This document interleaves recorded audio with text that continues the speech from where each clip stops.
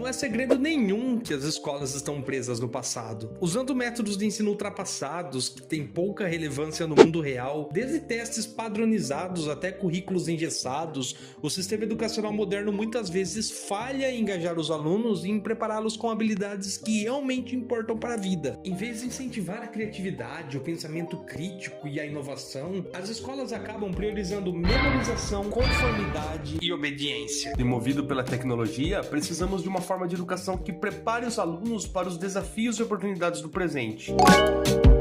Possuo em minhas mãos o suco do WhatsApp. Então hoje eu quero compartilhar com você 8 coisas que a escola não ensina, mas que são extremamente importantes no mundo que vivemos. E o que todas essas coisas têm em comum?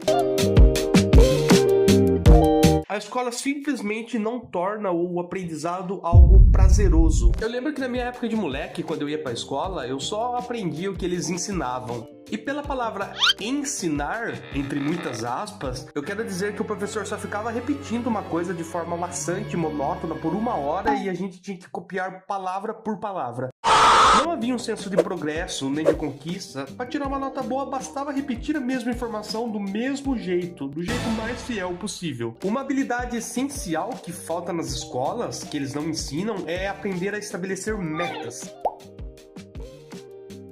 O aprendizado seria muito mais divertido e envolvente se eles dissessem aos alunos: a gente está tentando aprender isso, por esse motivo, e você deve começar por aqui e acompanhar seu progresso por ali. Definir metas nos dá um alvo claro, isso mantém o aluno motivado e engajado, mas quando você não sabe pelo que está estudando, a procrastinação vira o caminho mais fácil na escola e, o pior de tudo, na vida adulta. E o lado inevitável de estabelecer metas: fracassar.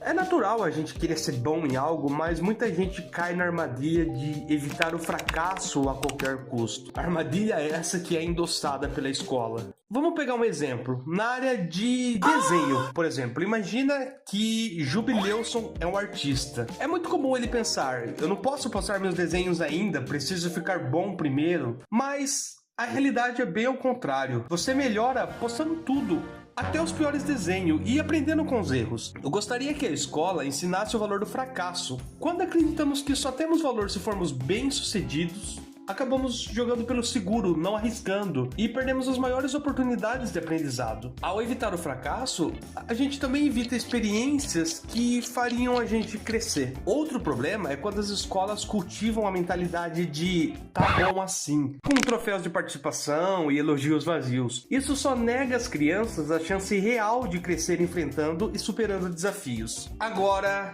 pensamento crítico. Esse é pesado. É irônico esperar que as escolas ensinem isso, porque todo o sistema educacional moderno foi criado justamente para formar pessoas obedientes e conformadas com as normas sociais. Esse modelo vem da Prússia no ano de 1800 e foi desenhado para preparar crianças para obedecer e trabalhar em fábricas. E esse sistema foi adotado por grande parte do mundo ocidental e até hoje funciona quase da mesma forma. Se as escolas incentivassem mais o pensamento crítico, os alunos aprenderiam a questionar suposições, analisar evidências e ver os fatos por vários pontos de vista. A manipulação da mídia seria muito menos eficaz e as pessoas fariam escolhas mais conscientes e a sociedade estaria em outro nível. Mas a pergunta que eu faço é: será que o sistema não ensina isso por preguiça ou porque intencionalmente ele não quer que a sociedade pense por conta própria? Fica o questionamento.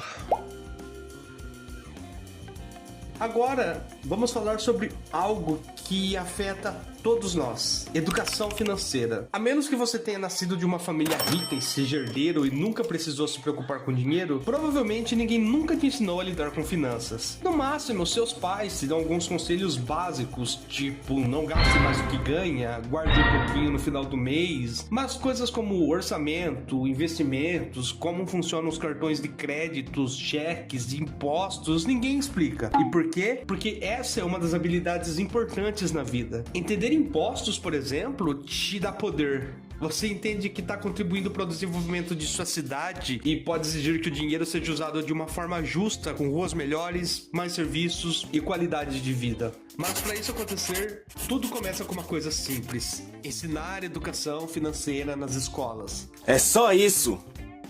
Agora a gente vai falar de outra coisa, de uma coisa que é até ensinado na escola, mas de uma maneira errada. E é uma matéria que eu gosto muito, aliás: história.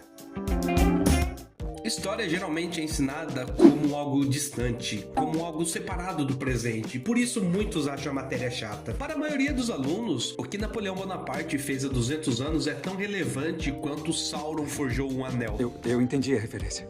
Pensando bem, talvez alguns se interessem mais pelo Sauron. Mas o ponto é que, assim como uma boa história, a história real também é uma narrativa fascinante e uma que atravessa gerações. Se você constrói sua árvore genealógica, começa a enxergar como as coisas mudaram com o tempo. Os eventos históricos deixam de ser só datas e passam a ter rosto, nome e ligação com você. Na minha opinião, a história deveria ser ensinada de trás pra frente, começando do agora e entendendo como chegamos aqui. Como Maya Angelou disse: se você não sabe de onde veio, não sabe pra onde está indo. Eu tenho certeza que você já ouviu essa frase. Eu sei. E você sabe. Entender a história de sua família, da sua cidade, do seu país e do mundo deveria ser uma jornada pessoal e não só uma lista de guerras e datas pra decorar. E por falar em guerra, a gente pode entrar em outro assunto, algo inevitável na vida: conflitos.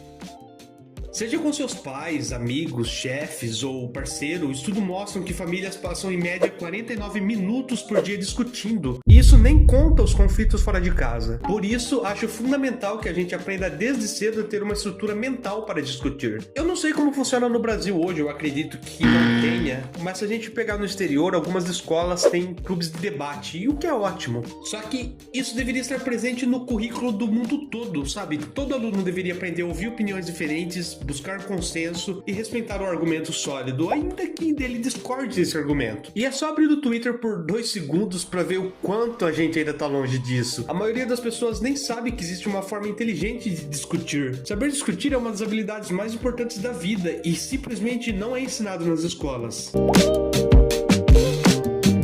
Agora, para deixar claro aqui, nem todo mundo precisa ser um CEO. O mundo não precisa de uma multidão de aspirantes a Jeff Bezos ou Steve Jobs, mas ensinar empreendedorismo desde cedo tem um valor imenso. Isso incentiva a iniciativa, a criatividade e a capacidade de enxergar oportunidades. E esses não são valores apenas do mundo dos negócios. Aprender sobre empreendedorismo desenvolve um espírito independente, capaz de traçar o próprio caminho, seguir paixões e contribuir de forma significativa com o mundo. Por fim, a escola é sim uma parte fundamental da vida. Molda quem somos e define parte do nosso futuro. Mas o que muitos esquecem é que a escola é só um capítulo de uma história muito maior. Quando você convive com as mesmas 30 pessoas todos os dias, é fácil pensar que aquele mundo escolar é tudo que existe. Você tem seu grupo de amigos, aquele crush, talvez um valentão que fica te enchendo o saco, e tudo isso parece ser a vida inteira. Mas o que está faltando, na minha opinião, é alguém para dizer aos alunos que muito do que parece importante hoje vai deixar de fazer sentido assim que você se formar. E isso vale tanto para o lado bom quanto para o lado ruim. Se você está passando por momentos difíceis, isso é temporário. E se você é o mais popular da escola, eu sinto em te dizer, mas isso também vai passar. E eu falo por experiência própria, porque é bizarro você ver que pessoas populares e aquelas meninas cobiçadas nas escolas hoje são mães solteiras com 40 filhos e que ninguém simplesmente olha para elas. Ao passo que o oposto também aconteceu. Aquele que era zoado, introspectivo e que não conversava com ninguém, hoje é uma pessoa de sucesso. E a última coisa que você quer ser é aquela pessoa de 43 anos que ainda vive falando que foi a rainha do baile de formatura. E pra você, o que a escola deveria ensinar mais? Qual dos pontos aqui fez mais sentido pra você e por quê? Comenta aqui embaixo e, como sempre, muito obrigado por assistir e a gente se vê no próximo vídeo. Tchau, tchau!